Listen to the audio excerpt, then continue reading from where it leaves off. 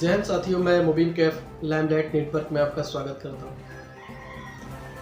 रमज़ान के 30 रोज़े रखने के बाद सोमवार को ईद उल फित्र धूमधाम के साथ मनाई गई। पूरे देश में खुशियों का माहौल रहा।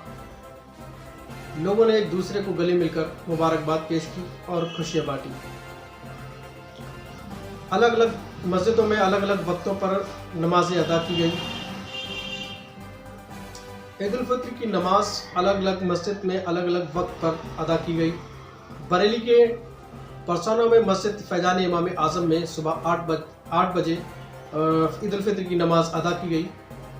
नमाज से कबल अपनी तकरीर में मौलाना फरीदुद्दीन अत्तारी ने कहा कि रमज़ान का महीना हमें सब्र का पैगाम देता है, हमें दूसरों के साथ भलाई से पेश आने का सबक देता है। उन्होंने कहा कि जिस तरह हमने रमज़ान में नमाज़ों की पाबंदी की, उसी तरह आम दिनों में भी अपने नमाजें पाबंदी के साथ अदा करते रहें, लोगों के साथ भलाई से पेश आते रहें, लोगों की मदद करते रहें। आखिर में उन्होंने देश की सलामती और मुल्क व मिल्लत की सलामती के लिए दुआएं खास की। उन्होंने कहा कि हमारे देश में अमन व अमान कायम रहे, ऐसा हम सबको प्रयास करना चाहिए।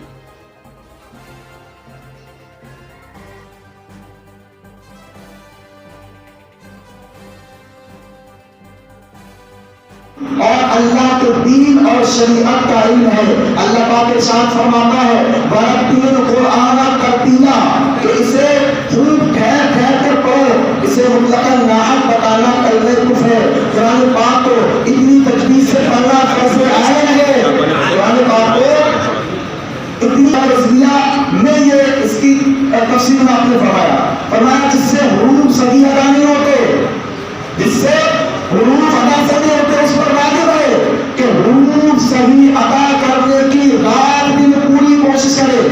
और अगर नमाज में सही पढ़ने वाले की इब्तिदा कर सकता है तो जहां तक मुमकिन हो सही पढ़ने वाले की इब्तिदा करे, या वो आके पढ़े जिनके हुरूफ सही अदा कर सकता हो।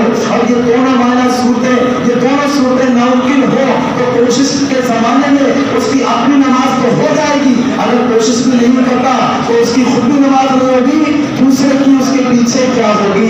आजकल हम लोग इसमें मुब्तला है, गलत पढ़ते हैं, सही पढ़ने वाले की सही पढ़ने की कोशिश नहीं करते और उनकी अपनी नमाज